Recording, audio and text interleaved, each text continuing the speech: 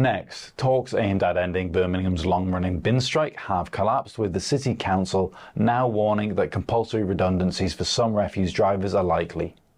The dispute, ongoing since January, centres on the removal of waste recycling and collection officer roles, which Unite claims will cost 170 workers up to £8,000 a year.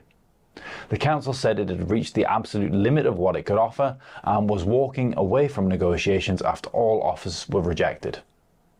The union accused the authority of using fire and rehire tactics and said threats would not work. ACAS, which had been mediating since May, confirmed talks had ended without resolution. We understand that a consultation is now underway to downgrade the band 4 driver role, with some bin lorry drivers facing compulsory redundancy. A woman from Sutton Coldfield has been charged with drink driving after a car crashed near Rugby and was found on a steep embankment. Warwickshire Police said the single vehicle incident happened in the Birdingbury area on Monday, with Warwickshire Fire and Rescue also attending. No injuries were reported at the scene. The driver is due to appear in court on Thursday, the 25th of July. Officers said no one else was involved and confirmed that drink driving charges were filed following the vehicle's recovery and roadside checks.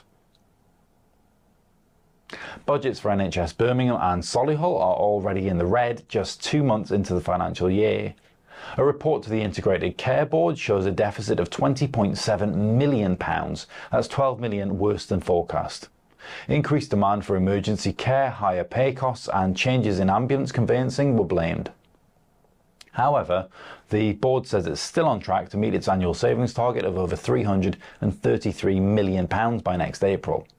Despite budget pressure, a drop in agency staff spending and strong non-pay savings have kept the wider financial recovery plan on course.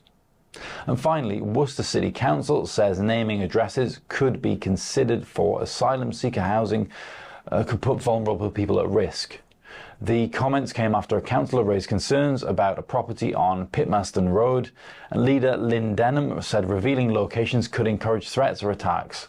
She also denied claims the Home Officer refused to engage with local agencies and confirmed a postcode checking process was in place to assess each property's suitability.